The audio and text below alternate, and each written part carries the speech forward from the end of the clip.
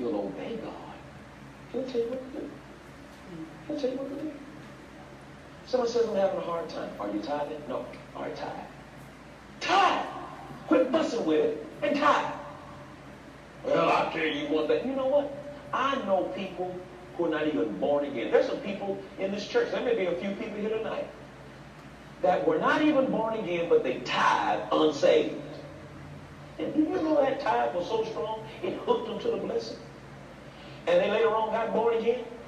Well, that's what the tithe does. The tithe hooks you to the blessing. It takes care of the situation that you're dealing with. Then you shouting over what God did, but then it ain't finished yet. If you tithe, you are not, that curse, you can't stay cursed tithing. That's why every sinner I know who tithe end up saved. Oh my goodness. Because it connected him with the blessing. Wow. And he said, ooh, man, look at what God did. And then while he did that, the goodness of God came and showed him what happened. And then the goodness overwhelmed him. And then he made Jesus Lord of his life. I want you to hear a popular teaching on tithe before we go and investigate what the book actually says. Now here's another popular preacher talking about tithe again. You don't have to pray about getting up tomorrow morning and whether to wear your shoes or not. Let's say this. You go to work and wear shoes. So that's just insignificant. But when you get your bills at the end of the month, you say, Lord, here's how much I have.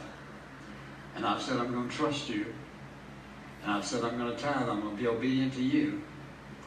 It may be a struggle for a moment. Or it may be this. After all, you're going to tithe. You don't question that. It's a settled issue. Why? Because you have absolute perfect faith that your God is going to supply every single need you have.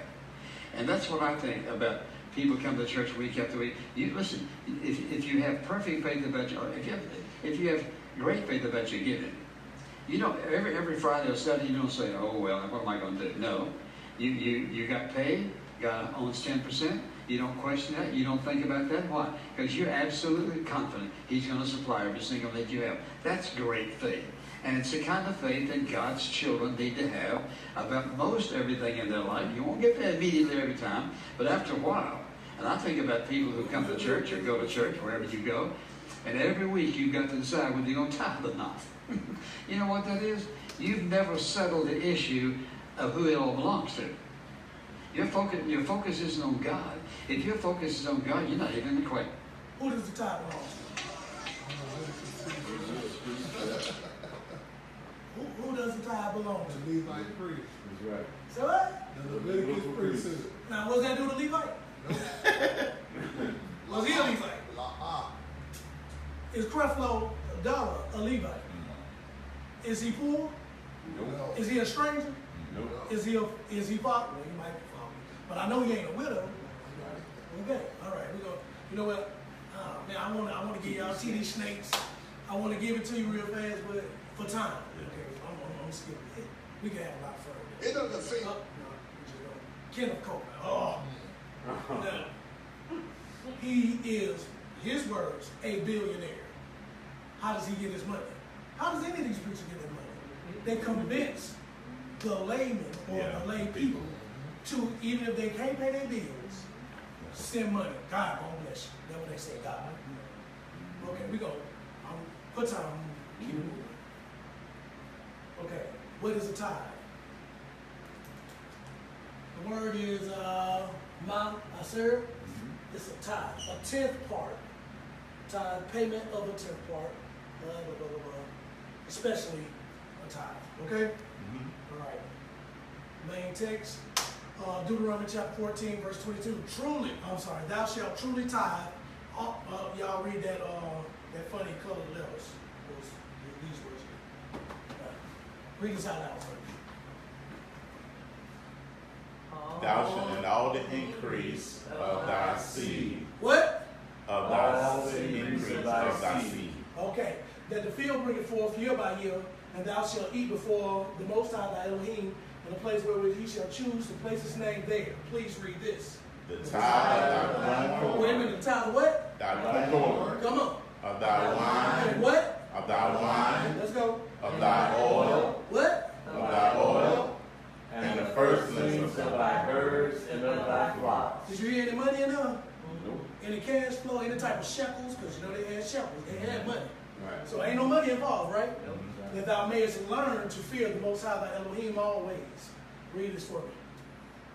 And if the way be too long for thee, so that thou art not able to carry it, or if the place be too far from thee, Which the Most High thy Elohim shall choose to set his name there, when the Most High thy Elohim have blessed thee. Please read the orange words. Then shalt thou turn it into money. Wait a minute, do what? Turn it into money. What am I turning into money? the corn, the wine, the oil, and the flocks. Okay, we're going to turn it into money. Keep going.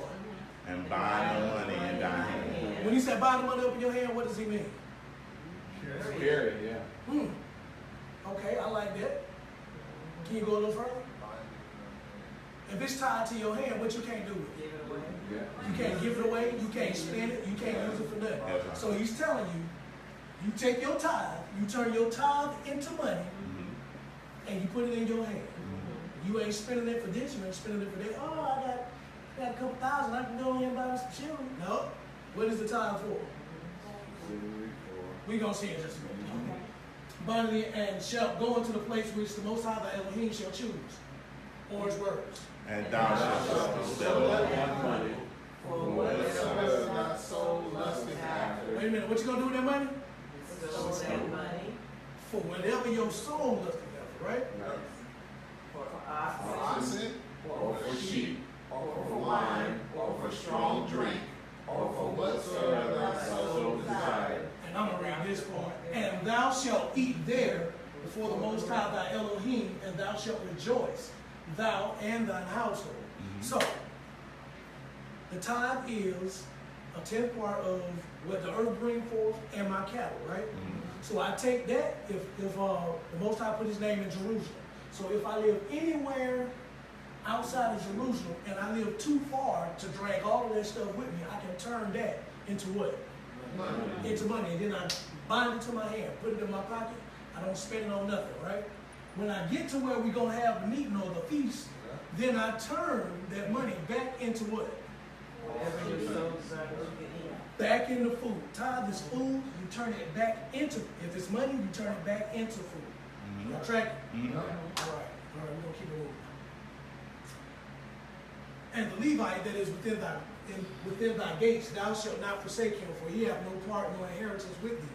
And at the end of 3 years, thou shalt bring forth all the tithe of thine increase. The same year shalt lay it up within thy gates. That's inside your city. The city where you live, instead of going to Jerusalem, you set up a feast in the city where you live. Verse 29. And Levite, because he hath no part nor inheritance with thee, and the stranger, and the fatherless, and the widow, which are within thy gates. Tithes is for community. that's right. Y'all tracking? Say that again. Tithes is for community. It's not for an individual to buy a jet or 2 jets. To build a community. It's to build a community. It's to feed the people who cannot feed themselves during the feast time. Okay, y'all tracking? So you got all these people, and they shall come and shall eat and be satisfied, and the Most High thy Elohim, that the Most High thy Elohim may bless thee in all the works of thy hand which thou doest. Okay, what is the tithe required by the Most High? It's just a reiteration of what we already know. What I like to do, when I go through the scripture, what I like to do, I like to find it because out of the mouth of 2 or 3 witnesses. every word will be established. So I find one man saying it. I find the next man saying it. You find the next man. That's how you know you got good Bible doctrine. That's how you know you can verify what's false and what's true. Now, when we heard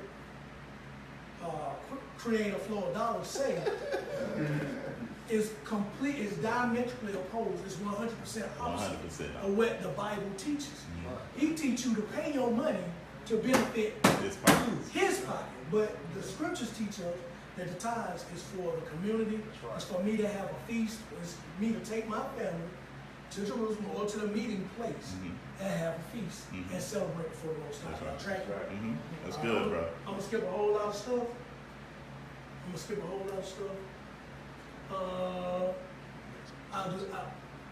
I'll hit this one real fast. This Nehemiah, I like to give examples of where it's happening so you can see the brothers and sisters in the past practicing what we say, right? This Nehemiah chapter 13, I believe it's after they returned from Babylon, okay? And before this, Elisha, the priest having the oversight of the chamber of the house of our Elohim, was allied with Tobiah, and he had prepared for him a great chamber where aforetime they laid the meat offerings, the frankincense, and the vessels. Y'all read that for me? And the tithes of the corn, the new wine, and the oil. Is it the tithes of money? Nope. The tithes of shekels? Anything like that? All right. I'm gonna keep it moving because lack of time. Okay, we're gonna get it out of Messiah's mouth that tithes is not money. Okay? This is Matthew 23:23. Woe unto you, scribes and Pharisees, hypocrites! For, please read that. Ye pay a tenth of tithe Yeah, I guess those words mess y'all up a little. Okay, ye pay tithe of mint, y'all know what mint is, of anise, that's an herb, and of cumin, and I know we cook with cumin. So they tithe all the way down to the smallest herbs, but they wasn't keeping Torah. You feel me? You feel what I'm saying? So Messiah is still telling you that tithes is not money. It's vegetables. It's food. Y'all track it? I got it. I'm sorry. Well, you know what? I'll give you another witness of Messiah. So this is Luke 11:42. But woe unto you Pharisees, for ye tithe mint and rue and all manner of herbs, because that's what tithes is. And pass over judgment and the love of Elohim. These ought you to have done, and not leave the other undone. Y'all tracking? Who is the tithe for? We already covered that. It's for the. Who is it for? Thank you.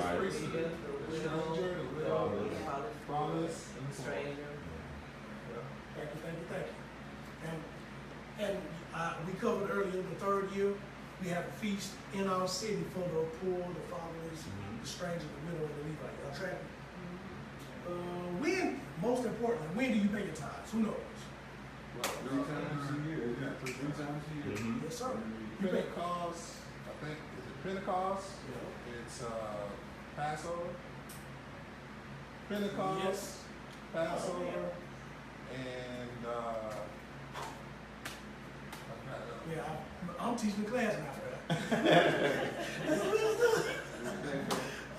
Okay, at the Passover celebration, observe. in Tabernacle. Yes. So it's 3 great feasts that all males commanded to attend. At those 3 great feasts, we cannot appear before the Most High empty or empty-handed or without our tithes to pay and to observe the feast.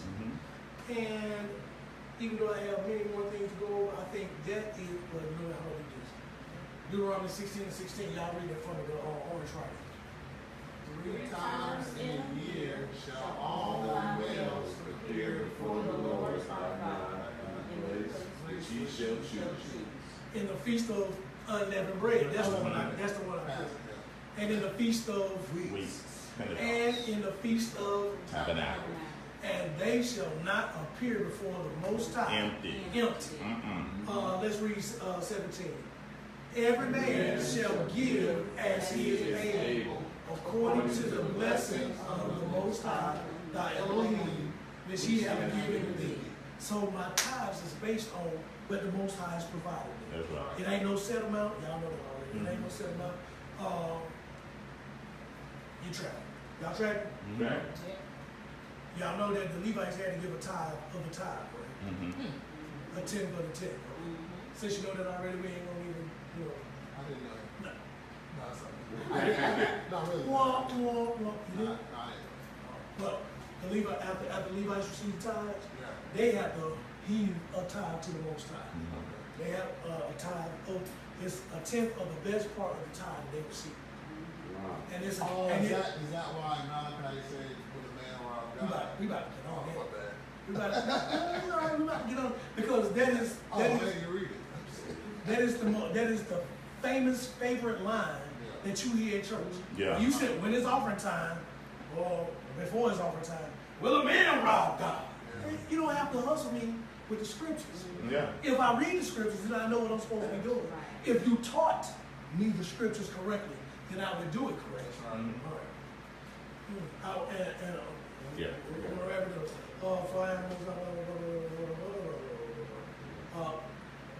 Verse 10, bring ye all the tithes into the storehouse, that there may be meat in mine house. And prove me now herewith, I'm just going to read it so you see that the language that he's using is agricultural language. It's talking about food. It's not talking about food. Bring ye all the tithes into the storehouse. What's a storehouse? Silo, barn. Boom. It's where you keep, Where you store your food. And that there may be meat in mine house. What's meat?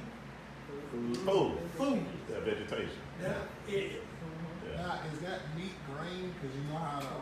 Yeah. When the Bible's talking about actual meat that we eat, it says flesh. Right. Yeah. Second to the next slide. It'll be the next slide. I'm sorry.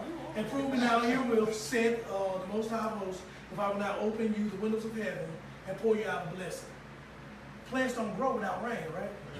And he pulled back the rain when they started being disobedient, right? So he allowed them to suffer starvation, drought, all these different things. Y'all track it? Oh.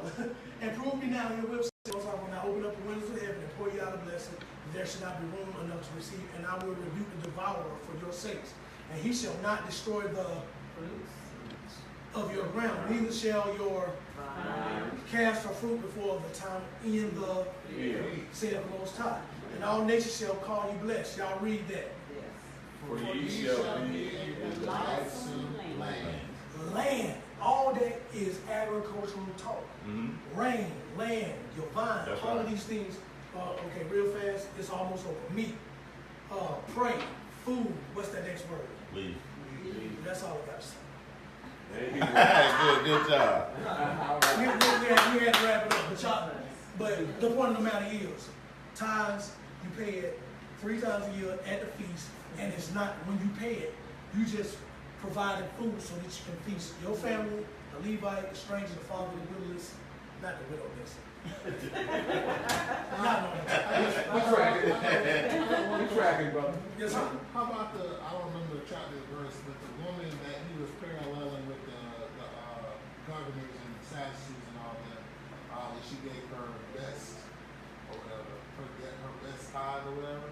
What was that? You talking about Messiah's time? Yeah. That's the difference between the offering and the tithe. Oh, it was all right. She gave everything. That's the difference. And we got a principle of offering. That's what's taking care of each other. Now, when it comes to the tithe, like you said, the tithe, you got to look at the system that was set up then. Make sure that's going back there. Yes, sir. You got to look at the system. The system was straight agriculture. So everything that is dealing, a tithe, like you said, when you look at the definition, is just a tenth. But when you go to how they set up their kingdom, it was based off agriculture. It wasn't based off money like this kingdom is based off money. You see what I'm saying? Everything was backed off that when you was wealthy, you wasn't wealthy just in money, but you was wealthy in cows and sheep and oxen. And vegetation. You see what I'm saying? So it would take a trying of their faith in order to give 10% of what they got, what they produced. And that was their survival. Now, you see what I'm saying? Yeah, and also like in the scriptures where it talks about how many of his sheep he gave. Was it Solomon? Or it was one of the kings. It was Solomon. He gave like hundreds of And you look at Abraham also too. Now this is outside the Levitical priesthood when that was set up. How Abraham gave it was a principle for us to give a tenth of what we earn or what we have to the Most High. You look at what Cain and Abel did. He gave a certain tenth of his vegetation. He gave, so it's always from us to give the Most High what he produced from us that would try our faith. So when you look at the different things that is set up in an offering, because like if you take me in this system, right now we don't have vegetation. So the thing that would be a trying of our faith is our income. See what I'm saying? But you got to listen to where he said that it went to. It was basically for community building as a whole. Now, when you commit unto the Most High, just like you said, when you commit unto the Most High, a offering that you want to give of him, of what you bring in, that's up to you. But he will honor whatever offering that you give unto him, even if it be a tenth of your earnings, in order to push the ministry, or to push what's going on as far as with the widows and different things like that, of your offering of what you make. That's up to you. And it's not the tithe biblically definition, but it's an offering that you desire to give. Like me, I give a tenth of my income of offering to the ministry as a whole. That don't come back to me. That goes to everything to push what the ministry is going on. So that's my personal offering as a trying of my faith to the Most High. Because I ain't growing no apples and oranges and all that. That's going to be a trying of my faith. You see what I'm saying? So exactly what he broke down, you have to understand the biblical definition so you won't be bamboozled. You see what I'm saying? But don't allow things to make you not be able to trust the Most High with your faith. Because I done had blessings for years with me giving a tenth of my earnings of everything. I've been seeing for years the return on it. But it's a principle. When you look at the owner of J.C. Penney, he started giving a tenth of everything that came in. And he even talked about it and proclaimed. He said he'll never stop that principle because he's seen how it produced for him. Whenever you give to the Most High, he's going to return back to you. You see what I'm saying? But can't nobody make nothing binding and say, this the tenth, you got to give the tithe, or the curse is going to be on you, because no, that's not biblical. You see what I'm saying? Not at all. So that was a great Torah portion. Anybody have any questions on that? Or anything they want to add? Don't teach the class and have a question. No, I just want to say, and I think we said it last time, you can't be tricked just because the principle work. It don't make you righteous. Right? Yeah. Because the principle work. Because the Most High set a law, and the law is going to happen no matter who practices. Exactly. Right. But say it again. That don't make you what? It don't make you righteous at all. It don't. So like how you saying they tithe and now they say it. No, that's not the way it goes. That ain't got nothing to do, because when you do biblical principles, they're going to work. But that don't mean you in right standing, because you still can get your behind burned by the Most High. On judgment, they play around with it. And that's the same way of us even laying on hands or giving to the poor. The Most High said the sacrifice of the wicked is an abomination. You don't care how much you gave to the poor. If you ain't aligned with him, he said he hates the sacrifice of the wicked. So we're looking at Oprah, we're looking at all of them, giving them all, giving cars away, giving all that type of stuff. Most High ain't looking at that. Because what? You producing wickedness. So don't get fooled. That's why he said, you did this in my name, you did that in my name. Depart from me what? I never became intimate in my covenant with you. So even though the power worked, because the power ain't about you, but it's about this person. Because I'm trying to do something in the person, so I might use you. But in the end, just think about what happened to Aaron. Aaron thought he was getting away. He thought he was getting away. Out there partying with the people, golden calf, seeing that happened to Miriam. When it came Aaron time, he said, bring Aaron up here. Came to strip him of everything. He lost everything. Why? Because you played with his principles, but then you didn't have his heart. He ain't nothing to play with now. Ain't nothing to play with. So beautiful, beautiful, beautiful Torah portion, because we got to get this understanding. Do things right with it. We all right? Yeah. Go ahead, man. I got a question about that. With the 10. I understand the tithe. Mm-hmm. Is it a sin to receive it, and then is it a sin to give it? A sin to receive it. And the reason why I asked that is because the priests received it. Because, and then Levites gave them. So we as a congregation gave to the Levites. The Levites gave 10 to the priest, and the priest gave his 10 to the Most High. So you can't be a spiritual Levite or a spiritual priest. So is it a sin to give it, and is it a sin to receive it? When you look at what he just broke down about what the tithe represents, he went here. Yeah. We'll have to get that. We're gonna get you that information, get you that slide about what it represented and what it was. then you look at the grain and all that, what it represents. But you can take the principle, because what Israel established even back then can work now with us trying to come back together. But that's one thing that we have problems with bringing our money together. Right. What better way to do it than what he set up at that time and use it as an offering to the Most High for his work? You see what I'm saying?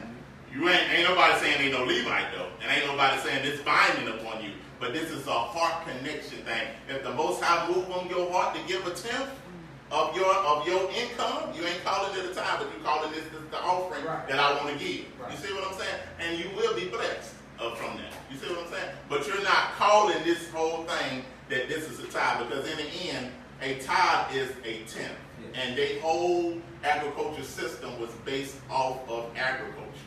The blessings and everything. So no, I wouldn't say that that's a sin. Yeah, I know we got to go. And I want to say one more thing. We all know that the Levitical priesthood is on pause right now. Right? Mm-hmm. So why am I giving tithes to somebody I know ain't a Levite? Mm-hmm. That's right. And we know that the system is on pause. We under Melchizedek priesthood right now. Melchizedek priesthood. So why am I still being taught to give 10%? We're going to talk about that Melchizedek priesthood too. Because Abraham gave a tenth of his war spoils to that. Before that was the Levitical priesthood was established.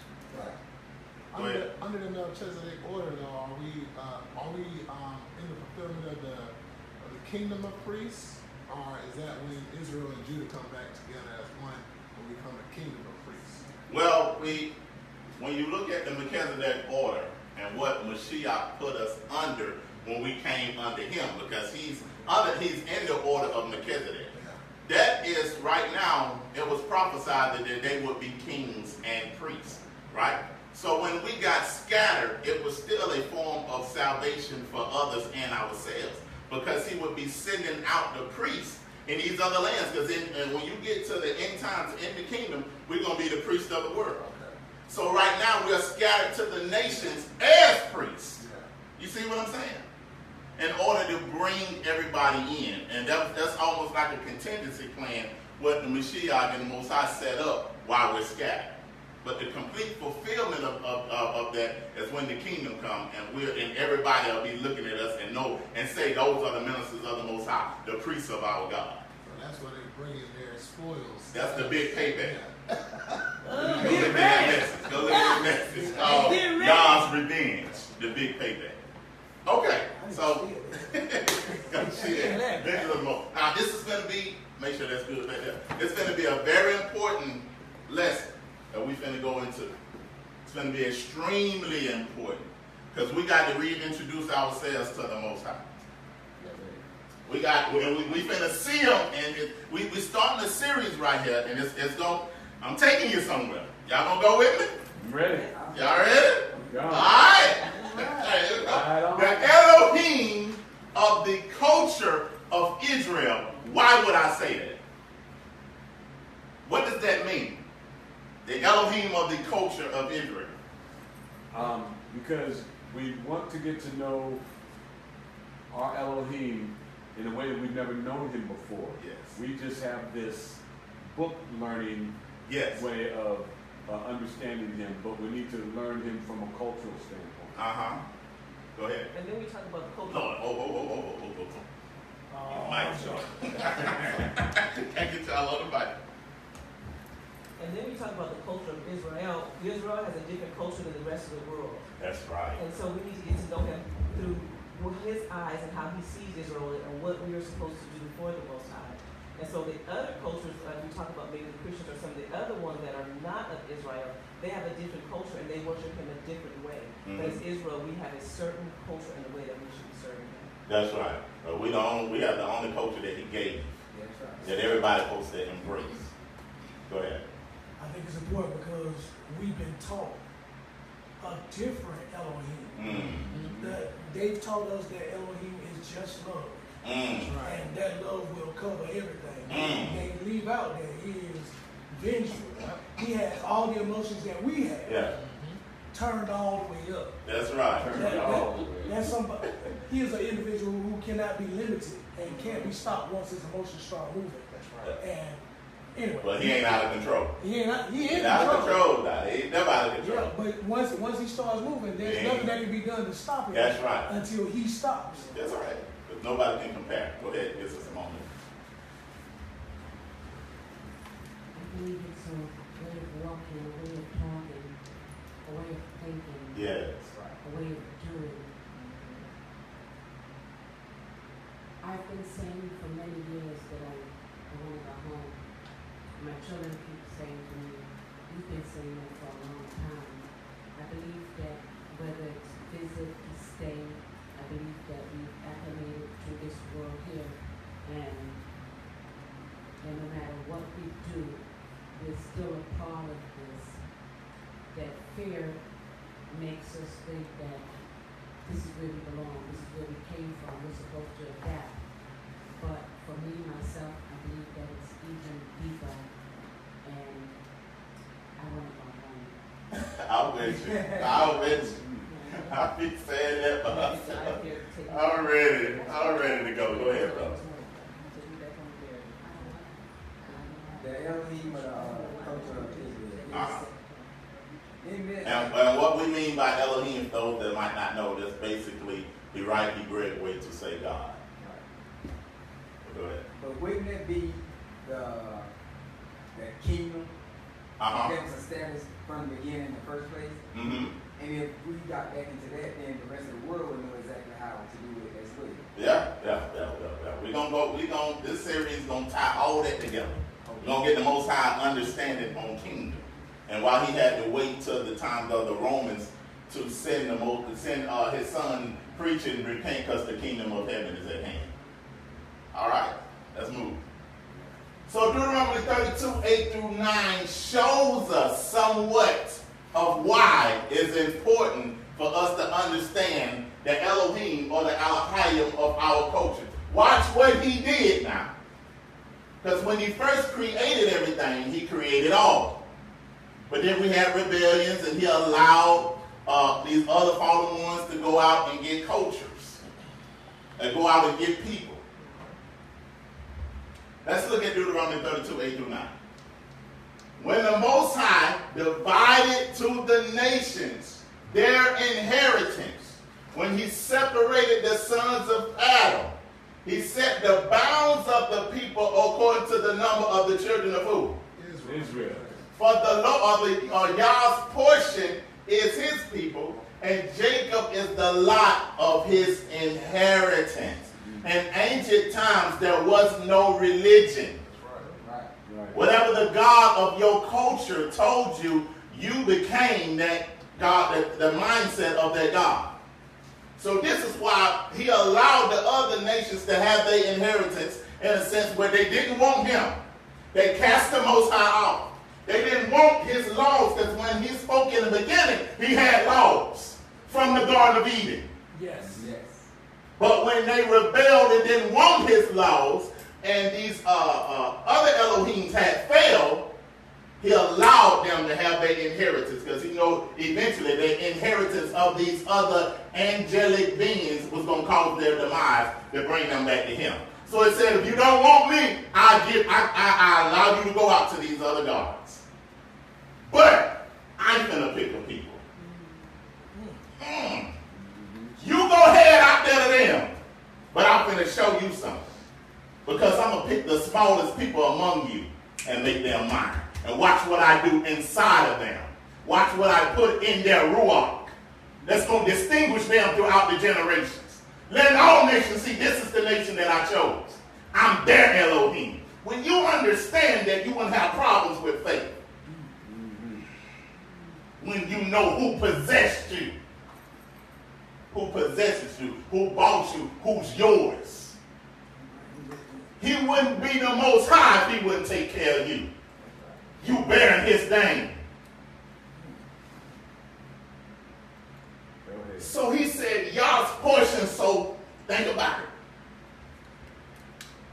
Back in the day when you had families, everybody would eat around the table, and mama would make some fried chicken. She would say the best portion for who? Yes. All the kids, to get their little, I used to be mad about that. Like, well, I'm going to sing a lot. But Daddy got the big portion. Because that was his portion to eat. Can nobody else eat that because that belonged to who? I don't care if Dad ain't got to work it. Little Junior, you can't go in there and eat that chicken because that ain't your portion. That's saved and reserved only for who? So Yah's portion is his people, and Jacob is the lot of his inheritance. So you know when you inherit something, it's passed down to you. That's saying that all of Jacob's generation is my inheritance. I can never forget that because I have to what? Inherit my people. That's going to inherit the rest of the sons of Adam and bring all those that are called to my name back to who? Me. Because I'm going to show you your gods don't work. In every powerful nation that rose, the Most High allowed it to rise so he can go in there and break them down and let them know who's the God of all gods, the Elohim of all Elohim. Every nation that's been set up, he came in there and broke them all down. You think America's going to get away? You think these other nations that are united with America are going to get away? He coming. Because he's a vengeful God. He sits up high and look down low and write down everything that's happening. And sometimes, like he said, he got to wait till their iniquity get full. Because he said, your judgment ain't where I want it. Some allow you to get more wicked. Because I got something I'm waiting on you. You ain't measured up to the judgment I want to bring to you. So go ahead and do some more. Because the iniquity ain't full yet. I got something that I'm reserved to give to you. That's why sometimes we just be looking at it like, man, look how wicked this place is getting. I start smiling. I say, y'all go ahead with your laws. Go ahead and do that stuff. Because the Most High, he got something waiting on you. Let's keep going. So we understand that the God of the culture dictated what these people did. It wasn't, well, like today we take culture and put it aside to everything else. Okay, this is my culture. Black folks' culture right now is what? Cookouts, shootouts. Going to, all type of little stuff like that. Going to Big Mama house and different things like that. Family reunions, all that type of stuff like that. Or we look at other cultures. You look at the Spanish culture. You look at the Indian culture. You look at different other cultures, and we separate culture from faith. And then we say, this is my culture, but this is my religion. There was no separation back then. So this is why when you practice some of the things that are committed to other gods, like these holidays, what are you doing? You're practicing their culture because they had a worship system. And I'm going to tell you, when it comes to gods or fallen angels, when it comes to them, their pride is on a whole nother level. You see what I'm saying? So in order to follow the God, you have to actually do the worship systems that they set up. You can't just follow a God just by calling his name. That's right. You can't. If you say the wrong name, say the wrong his name, you ain't invoked that God. Because why? You didn't come through the worship systems or the traditions that God set up in order to serve him. This is why in other cultures you might see someone walking around with a plate in their mouth. They ain't crazy, but that's their worship. You might see someone with a bone in their nose. You might see someone with scars around their head. That's what it was talking about not rounding the molds of your corners. They had scars that they would take from one corner to the other and round it off. But their God told them to do that as worship unto them. That's why worship ain't just limited to singing, but worship is conforming into the image of what he left me. Understand that. Now, praise is I'm magnifying him and I'm glorifying him and I'm exalting him. How much crazy should we be when praising him? Because we got the most powerful Elohim of all. He said, magnify my name together. Magnify me. Tell me how great I am. I want to hear it. I don't need it, but I want to hear it. Because what? You belong to me. So why we shouldn't give him the glory that's due to his name? Hallelujah. So watch this. Show you something by our Elohim. Come on now. Revelation 4:8. Wow, let's look at this. And each of the four living creatures had 6 wings. And when we do that study on heaven, you're going to be looking like, this is some sci-fi stuff. Yeah, for real. You looking at what they saying in heaven, you're like, oh, goodness. Each of the four living creatures had 6 wings. Once covered their eyes all around within. Day and night, they never stopped saying, holy, holy, holy is our Adonai, God, or Elohim Almighty, who is and is to come. Why would they continuously, in all eternity, look at him and say, holy, holy, holy? Yeah, get the mic. Go ahead. I'm going to let you say it. What other mic is so you can say something too? There we go. Why would they be looking at him? Now, this is continuous. Because they're scared. Okay, they can have a reverence of him. There's a difference between respect and reverence and scared. Like, scared, like it's when you finna get a whooping and you know that's gonna hurt. That's scary. But when you just respect them, that means that you love your parents enough to do what they say. Right. Not really fearing just getting a whooping, because when that happens, everybody's scared. Go ahead, brother. Why would these angelic beings be looking at the Most High and saying, holy, holy, holy? First of all, what does holy mean? Set apart. Above a cut above. Distinguished. Separate. Go ahead. 2 things. Like you just said, set apart, and also they can't say anything else, because if they're looking at him, he looking at them, and God can't look at iniquity at all. He can't see anything but holiness. That's right. Anybody else want to add? Now watch this. Don't ever think you can put the Most High in a box, let you know him. In all eternity, they looking at different dimensions of him and saying, cut above, set apart, holy, nothing like you. For all eternity. He got so many dimensions of who he is, we can't bottle him with our finite mind. He's infinite. That means he's beyond our imagination of what we can even think about him. So don't never just completely think you know him and put him in a box, because you don't. He'll do something to blow you away. This is why we can't get caught up and fussing about remedial things. Nothing can contain him. Realize that. A body can't contain him. An act can't contain him. A name can't contain him. Because that's all things that he created. He's outside of that. So how you think you won't bother him and make him one thing? When he's a constant thing of revelation. He's constantly revealing himself to you. Step by step by step. This is why they can look at him. Ain't no other God nowhere where somebody saying, holy, holy, holy.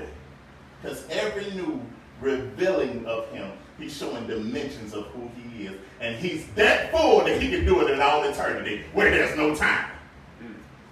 That you can look at this, look at him for that long and consistently say holy. And never get tired. Because you know when the Most High do something, he just blow you away. You're like, oh my goodness. Ain't nobody like you. But think about standing in a constant state up there and all his dimensions, and you can never get tired and never get full, because there's so many realms and dimensions of him. We understand that. Watch this. Romans 11:33-34. Oh, the depths and the riches, both of the wisdom and the knowledge of our Most High. How unsearchable is his judgments, and unfathomable is his ways. For who has known his mind or became his counselor? Isaiah 55:8-9. For my thoughts are not your thoughts, neither are my ways your ways, declares the Most High. For as the heavens is higher than the earth, so are my ways higher than yours, and my thoughts higher than yours. How can you put him in any kind of box? How you think he's going to do it, he ain't even going to do it like that. Whatever you can imagine, he ain't going to do it like that. Whatever we thinking about the kingdom, it's going to be even greater than that. He said, I haven't seen, ears ain't heard, neither has it entered into the heart of man the things I got prepared for those that love me. You can't even imagine it. So we think what we going through now going to make us give up on him? When he got something that you ain't even going to remember what you've been through that's waiting on you. You're going to give that up by a temporary circumstance. This life we live is so temporary. It's like vapors. You can't make decisions based off this life. You can't. Because what? It's temporary. You got to think and make decisions according to eternity. That's why you don't sorrow when people die. Yes, it hurts, but you don't stay in that because you know what? I'm going to see them again. If they was righteous. Throw that in there. You got Throw that in there now. You got it. Everybody ain't going to walk off in the kingdom. So. They might not see you. You think you're going to see them. They might not see you. So watch this. 1 Kings 8:27. But when Yah indeed dwell on earth, watch this. Behold, heaven and the highest heaven cannot contain you. How much less this house? He can't be contained at all. Just open up your spirit for how he's going to operate and say, y'all do your thing. I'm just here along the ride. Whatever I'm supposed to do, let me know what I'm supposed to do and I carry that out. But there's so many dimensions of you, I can't get locked in on one way that you reveal yourself to me and miss the next dimension. When you're trying to show me how I'm trying to take you into another dimension now. Y'all follow me? All right, so watch this. Now we're going to look at him because, watch this. Does the Most High, is he made like us? No. We're made like him. Okay, we're made like him. Good example. But can we completely say he have the fullness of body, hair, nails, different things like that? What you got? Yep. In Daniel, I want to say chapter 7, the Most High sitting on the throne, he got hair on his head, and they bring the sun to him. So obviously he has a body. He has a physical, you know what I mean? He has a physical appearance. Yeah. So we finna go, we're going to deal with that. Because is that body representation the fullness of him? Because if you have a body, that means you can be contained.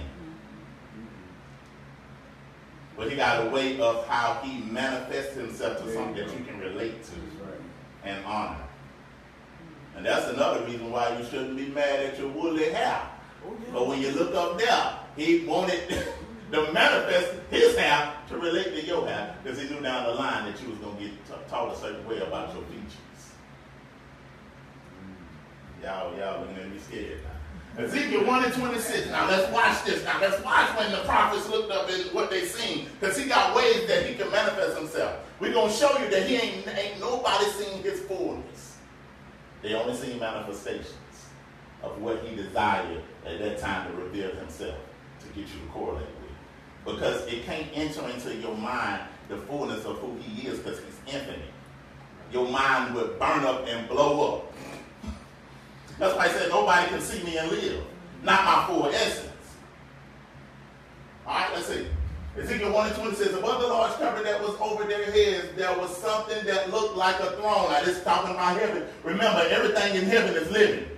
Ain't no dead chair that he's sitting in. That chair is living. Everything is living. Ain't nothing dead. Watch this. Here's there was something that looked like a throne, and it looked like it was made of sapphire. Sitting on the throne looked like a man. Then I saw that there was something like shining brass from the center of his body up to his head. It looked like fire all around within it. And from the center of his body down to his feet, I saw something that looked like fire. There was bright light shining all around him. The light shining around him looked like a rainbow in the clouds on the day of rain. This was what the shining greatness of the Most High looked like. And when I saw it, I did what? Fell to my face when I heard his voice. When you understand the fullness of him, you won't play with him. You won't play in life. Because you know he ain't nobody to fool with. Can you imagine looking up in the heaven and seeing something like that?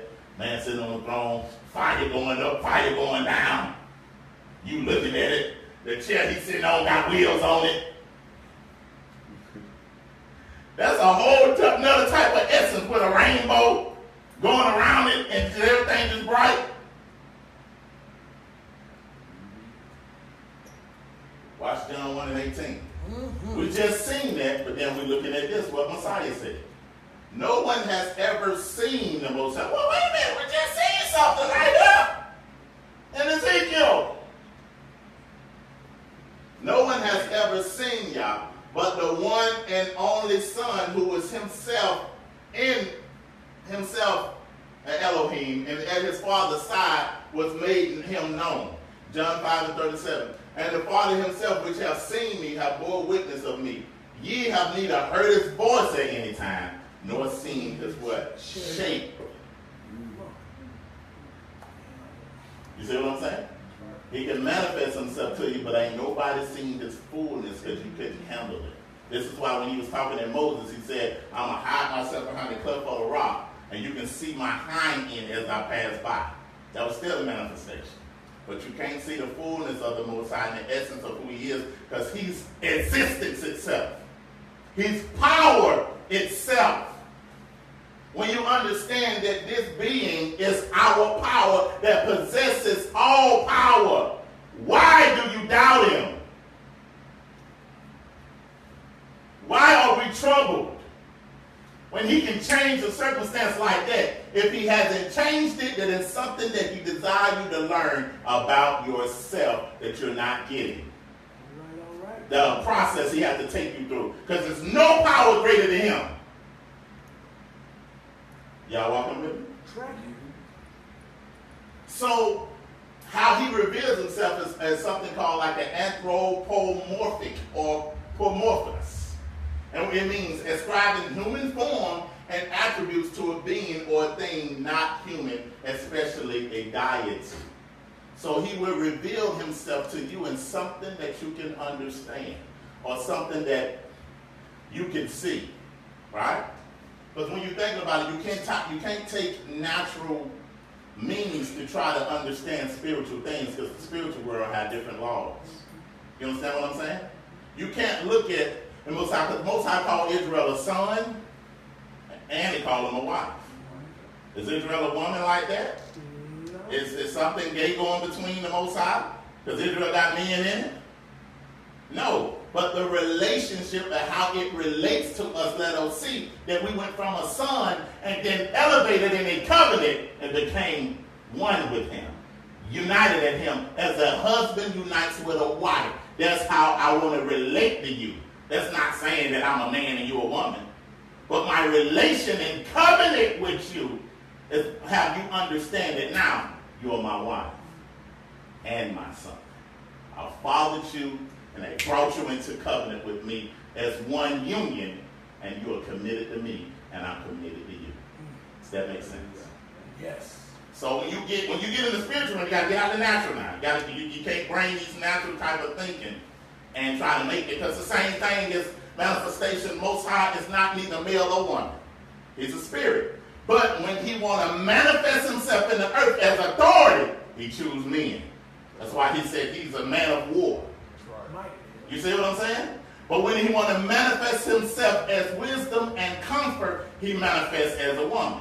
Not saying that he's a woman, but he put in the woman the essence of him, and he put in the man the essence of him, brought them together, and they make an Elohim. When you operate in how you've been gifted to operating, you make God that you become one. Some layers to that. You can't try to act like a man, you can't try to act like a woman. That's perversion. But when I understand the full essence of my creativity, of what he gave me, then I can operate it in confidence. Because what? This is the role that he gave to me. And I operate in the fullness as I can of it. Because what? When two minds become one mind, they become Elohim. That's right. Because I hid myself in a woman. I hid myself in a man. And that's why when you try to do different than me, The only person you can come to bring harmony is me, because I'm the one who created both of you. That's right. And I put this document right here so you can understand that. So you can try to do everything else in that one word until you come into how I created you. And we're going to deal with that. That ain't just a lesson, but we're going to deal with that. Because, we'll get in trouble if we messing up with Most High creation of a woman and treating her any kind of way. Don't nothing else make the Most High mad like that. And we're going to show you that. Boy, we got to tighten up. That's right. He ain't nothing to play with. The same thing with a man. When we understand our position and how he created us, but you won't step those boundaries, because you know he ain't nothing to play with. You can't do that woman any kind of way. You messing with what he created. And what you do to her, you do to him. That's why he said when you pray and it's hot there, I ain't hearing nothing because your prayers are hindered. Because what? You messing with me. The essence of myself that I put in a woman. Y'all all right? Still there. Hurt a little bit. Hey, it's gonna hurt both of them. We're gonna deal with both ends, man and woman. Go ahead. You just gave me a whole different perspective through all the layers of the Savior. Yeah. How he is the fullness of the Godhead bodily. That's why it says he's the image of what? The invisible God. Yeah. That's why he said, I had a body that was prepared for me. You see what I'm saying? This is how I'm going to choose to manifest myself to you through my son. That's right. All right. Daniel 7. We're still looking up at the Most High. Behold, these thrones were cast down, and the Ancient of Days did sit, whose garment was white as snow, his hair, they say, was like the pure wool, his throne was like the fiery flame, his wheels. I got some wheels up there. Got some 22s, 20 rolling.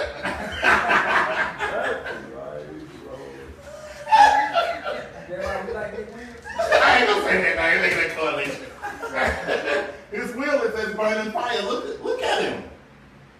He got Hot Wheels. A fiery stream issue came from before him. So a fiery stream is coming down before him. Why would he choose to manifest himself as fire? Think about the mind of the people he manifested himself to and what they thought about fire at that time. But fire became a source for all creation. The things that they created, like blacksmith, even their homes, even their food, it was a source for everything. Just like water is. And once you see, this is why he's speaking to them in something that they can understand, because then they knew what water was almost life-giving back then. You see what I'm saying? So he manifests himself as water. He manifests himself as fire. Let's keep reading. Daniel 10. Then I lifted up my eyes and looked, behold, created a man clothed in linen, whose loins were girded up with gold of Apphaz. His body was like a beryl, his face and appearance like lightning. Can you imagine somebody's face looking like lightning? Woo! His eyes as lamp of fire, his arms and his feet like the color of polished brass, which is brown. And the voice of his words are like the voice of a multitude. This is why Israel told Moses, you go talk to him. Don't let him talk to us because we scared. That's why he chose to manifest himself like that to Israel, because he was giving them their law. So he wanted a certain fear and reverence for his word. Acts 7:5, but he being full of the Holy Ruach, the Holy Ghost, he looked up steadfastly into the heaven and saw the glory of the Most High, and seeing Yahushua standing on the right hand of the Most High. So Stephen, before he got killed, looked up and seen the glory. He seen a manifestation. All right? Let's keep moving. Yah is fire, Deuteronomy 4:24. For the Most High God is a consuming fire, a jealous God. Isaiah 30:27. Behold, the name of the Most High comes as a remote place, burning in his anger, dense in his smoke. His lips are filled with indignation. His tongue is like the consuming fire. Now it's talking about the Most High got wings. But think about who he's speaking to and how they view nature, that they seen how eagles do, they seen how birds do, and how they mother their children with their wings. Psalms 91. He covered thee with his feathers, and under his wings shalt thou trust. His truth shall be thy shield and buckler. Ruth 2:12. May the Most High reward your work, your wages be full of the Most High, the Elohim of Israel, under whose wings you have come to seek refuge. Is he a bird? But he manifested himself in something that they could understand to show them the protection that he has over them. Just like a mother bird covers her children. I had a bird, bad birds too, man. Build a nest on my porch. I'm joking, boy, you get under that, they think it's their porch, because you go under there, they swooping and shoo. But I seen how when she had those eggs and those babies was there, how the mother would hoover over her nest and have her wings over her babies, protecting them, even while they're asleep. And this is the same protection that the Most High is trying to show you. Psalm 17:8, keep as the apple of my eye, hide me in the shadow of your wings. Elohim like water. Jeremiah 2:13, my people have committed 2 sins. They have forgotten me, the spring of living water, and have dug their own citerns and broken citerns that cannot hold water. Citerns is what other cultures and other religions. I'm the spring of your living water. Why would he say he's living water in you? Or the spring to the living water? Then his son echoed that. The water gives you life. Say it again, Elohim. Because water is life. What is life? That's why when you're real thirsty, you're looking to get what? I take that on a spiritual sense. When somebody is very thirsty, they're looking to get what? Water. This is why the Messiah said that I give you water that you may not what? Thirst again. So the areas in our life that we're lacking, that we missed, some might not have a father in their life, some might not have a mother, some might have got molested, some might have got different things done to them that caused us to be thirsty for different things. Because when those things happen to you, you have rights being born as a child. Godly rights that he has committed to everybody that comes through the matrix or come through the womb. You have spiritual rights that belongs to you, but when they're violated, it creates pockets of thirst in you. That you grow up with these thirsts and you make decisions based off these thirsts, making you even more thirsty. This is why some people can't let some people go. This is why some people just keep making the same bad decisions. Why? Because they completely kept sowing to that thirst. Now that thirst got a craving and it controls them. This is why Messiah said, he switched it on it. He said, I'm coming here for you. And I'm going to give you water that you won't have to drink again. And then when he hit the very point of her thirst, he said, go get your husband. That was the point of her thirst. She said, I have none. He said, you speak right, because the one you have today ain't yours. So what was he telling her? Baby, you made a lot of mistakes looking for happiness, but now I'm going to put something in you that you won't thirst for that same thing again. You're going to be complete in me. So when the right one comes, you'll be lined up. Because what? You're not thirsty and won't be putting on him to fulfill something, a void that you have in your life that he was never created to fill.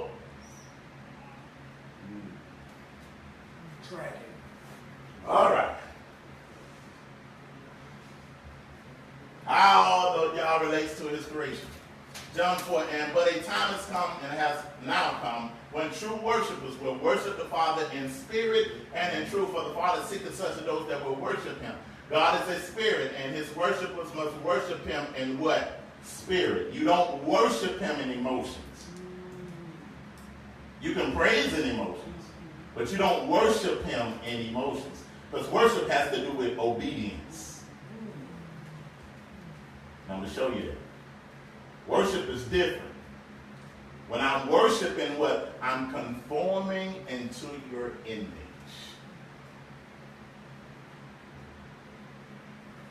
So when he speaks to you, he don't speak to your emotions. So a lot of times he wait till you calm down. He'll talk to you before you get there. You be trying to warn the Holy Spirit, be like, hey, calm down now. Don't say that. You be like, no. They gotta know. They got to get this one. And you know it, because you know, Pastor Ton, he only operates, because he can't be everywhere at the same time. Watch what I'm saying. He only operates when he has an opportunity. The opportunity is an offense, and watch your mind be flooded with thoughts when you're offended. Because it's going to happen. On a good day, Pastor Tom ain't even saying nothing in your ear. You all right. But when somebody look at you wrong in the offense, here come thoughts. But the trick part of that, them thoughts sound like your voice, so it's think it's you. But you got to realize what's going on. Here come them thoughts. Whenever there's offense, your mind flooded with thoughts. Who she thinks she is. She ain't had no business looking at me like that, acting like that. She disrespected me. Who he thinks he is. He thinks he all this and think he all that. He done stepped on my shoe. He done looked at me wrong. He tried me. And you can fight it for a while. No. So it's a constant fight. But the Most High want to speak to your spirit. And this is why when you pray to him, you are opening up a portal to align yourself with him. You see what I'm saying? When you pray to him, you're uniting your heart with him in communion where he speaks to your spirit and not to your emotions. Because he won't speak when you're emotional, because he won't tell you to do the wrong thing. That's you speaking, and Hasatan is intensifying the situation. Because he's a master of what? Build up, and he's a master of illusion. Remember that. Hasatan is a master of illusion. He can make you see something that ain't there. And you make a decision off your perception rather than reality. Now you can have a whole 6 months mad at somebody by what you perceived, and you never talk to them to find out what is what. And you can cut that person out based off the illusion that he gave you because it's things he put in you growing up, those hurts. Make you perceive everything by what? I'm going to protect myself so that won't happen to me like that no more. So everything that, you ever met with somebody that the smallest things, they get upset and they get like real mad. They ain't talking about like normal mad. They get like, you're like, whoa, it ain't that deep. But what? They're perceiving it based off what happened to them. So they live in that intensity of the moment, the intensity of their pain, and ready to lash out by death, but it's coming at you. All right. All right. So, I hope y'all understood that. We moving. Tracking. We track. So now, how does he reveal himself? I mean, how does he relates to you? He relates to you through revelation, through revealing something to you.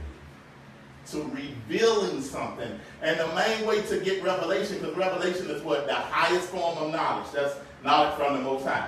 Where do we go to align ourselves to get ready for revelation? To the Word! Because that's what he decided to. That's what he decided to reveal himself in. I'm sorry, y'all. That's my passion. That's what he decided to reveal himself in. Now, I'm going to say this, and I might get in trouble about this. In trouble. Y'all don't care. The scriptures is what he revealed himself to us in, but he can't be contained in just a book. That's right. We ain't got all the history of all the things he have ever done, because it's infinite. Amen. And so Revelation is a disclosure or unveiling from the Most High concerning mysteries. And what's a mystery? It's like something that you can't figure out. Something that might consistently happen, something you're trying to see, and it takes the Most High to reveal it to you. And sometimes he got to get your heart conditioned so you can see it. But sometimes pride get in the way, so he got to allow a circumstance or trial to come to get you at a broken state. And now you will listen to him. Because the Most High, he'll speak to you, but sometimes he has to send pain for you to listen. All right, so revelation is supernatural insight into what was sealed or veiled or hidden. How many else need revelation? Need him to reveal some stuff? I know in my life, there's some more stuff I need some revealing. Help me! Show me what I'm doing wrong. This thing is a mystery. I ain't thinking it like that. Revelation brings discovery, awareness, urgency, understanding, insight, foresight, oversight, and answers. Watch this now. We talking about our Elohim. I know it's hot in here, y'all, but I'm going to get you out of here in just a second. We're talking about our Elohim. When this how you know it's him. I'm giving you jewels. This how you know it's him speaking. When he speak, he going to speak direction or correction, sometimes comfort or confirmation to confirm what he told you to do. Direction, correction. That's why, boy, when Scripture talks about I give you the desires of your heart, man, don't just be thinking about these ideas just come from anywhere. Write these ideas down, but there might be a key to open some up. He put that in you. He's going to give you direction, correction, not self-pity now.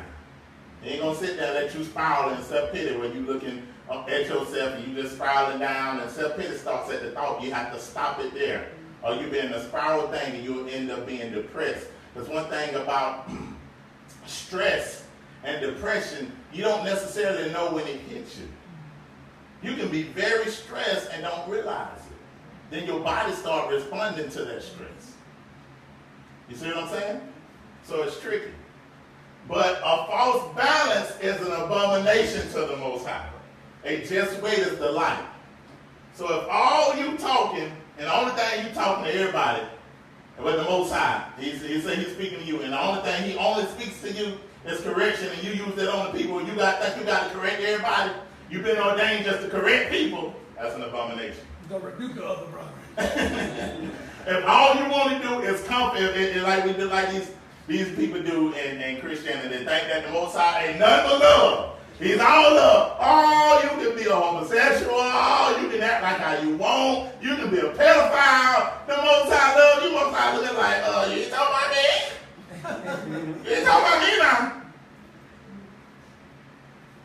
He relates to us through revelation, but how do we respond to him? He's looking for one thing when we respond to him. It's all you got to get. What is he looking for us to respond to him? Faith. And what is faith in Hebrew? Trust and obedience. That's all he desired. Trust me.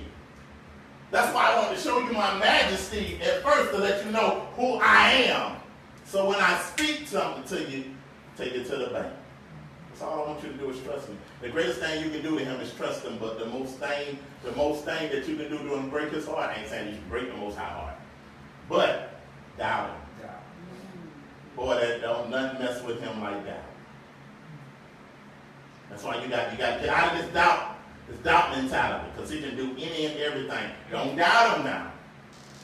Because that makes him believe you don't believe that he's your creator. Everything he wrote in the scriptures, when you doubt him, that means that you believe that he's lying. When you see it like that, that makes you say, okay, well, I just need some work on my faith. But I never doubt you. Because if I'm doubting him, I'm saying everything that he spoke and done is a lie.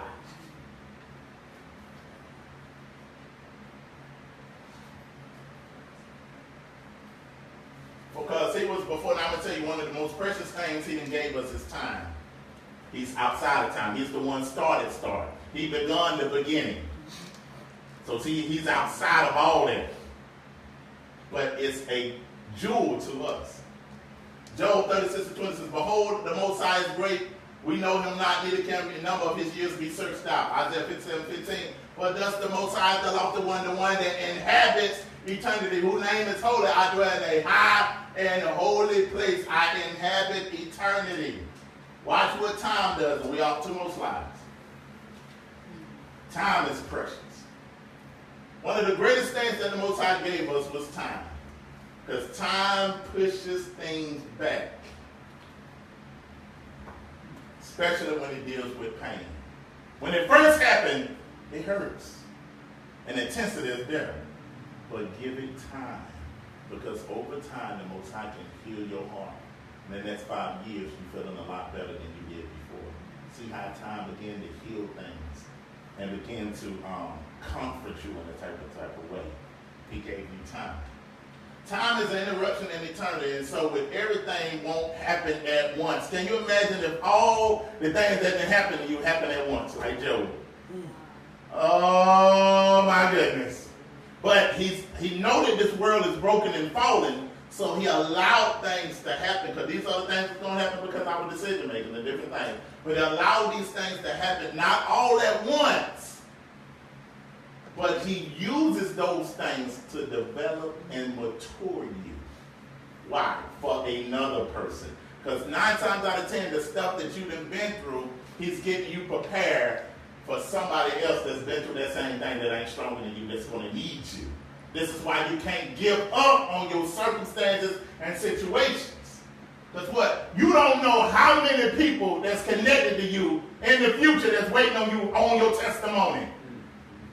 Can't give up for the moment. I don't care how intense it is. You can't give up because you got babies waiting on you that need your comfort, need to say, I made it. You made it, so I can make it now. Time is your ally, not your enemy. God gives us life in phases. He wants us to go through the phase, but not become the phase. He gives you life in phases where you have different things that you go through. Go through it, but don't get attached to it. There's some stuff that happens in life, we attach to it, and we take it everywhere we go.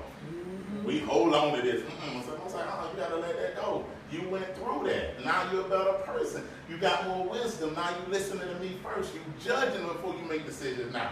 Let that go. Give that to me. Go through that, but don't get attached to it. That makes sense? One thing about time. This is why, people be asking me about COINTELPRO and be careful of this and careful of that. And I understand that, and I am. But one thing about time, it reveals and unveils and exposes wrong motives. It'll show you who are people, what people are truthful, and it will expose your enemies.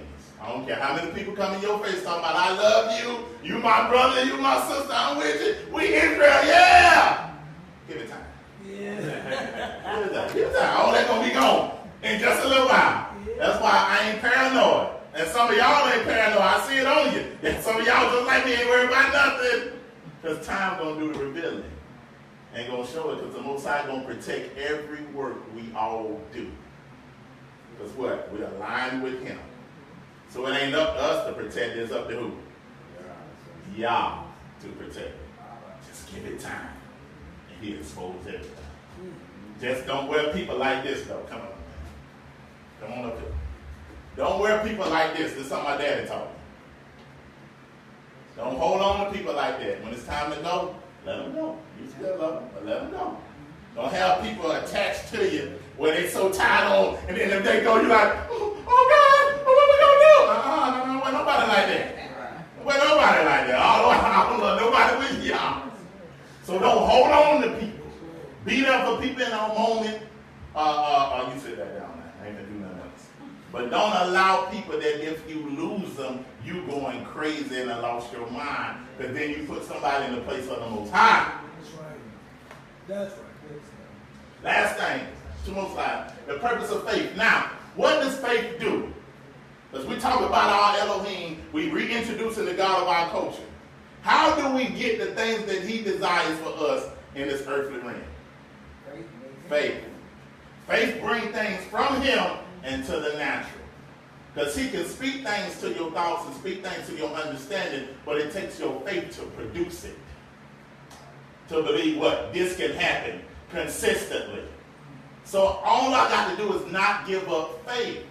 Use my faith with a strong, calculated determination that know this thing gonna happen, because what the Most High does, He show you the end goal. It's just like a painter. You see the end of the portrait before you begin. It's already in your mind. You see it. But what He don't show you is the plan to get you to that goal. And that plan like, oh, I ain't doing this. People crazy. You know what I'm saying? Because He take you through some stuff. Like He told Peter, when you was young, I let you go by your way. But now you got old, I'm going to take you places where you don't want to go. But I'm going to be with you, because what is a part of your purpose. Everything ain't going to be comfortable, y'all. We'll have some ups and downs and different things like that. But know, if we don't give up faith, we don't give up hope, we can bring what He put in here in reality. Just like this drum set, this was in somebody's head. That speaker was in somebody's head. That computer was in somebody's head. It took their faith to what? Produce it. How much more with Israel when we come into our fullness, the things that we're going to be producing?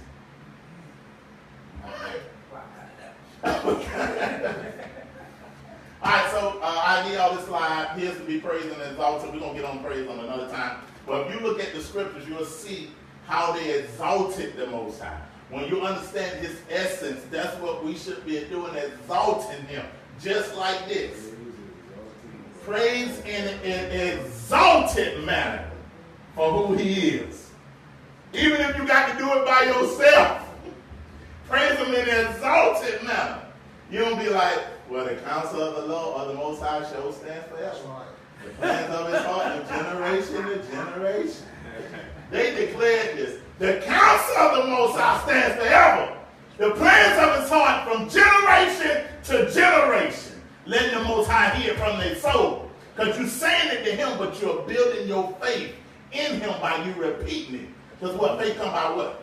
Hearing. By hearing, but the hearing of what? The word. So when you speak it in an exalted manner, you're allowing your spirit to hear it to give you more confidence in who he is and what you got to face.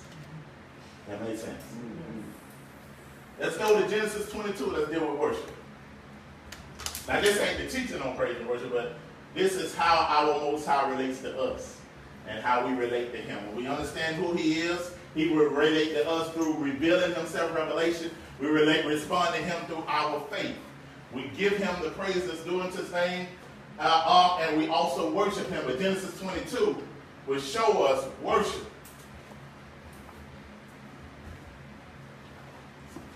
So somebody get it, just start reading. Bereshit 22. And this is the last slide. Next week we'll be talking about the manifestations of the Most High in the scripture to show you how he does. Start from verse 1? Yeah.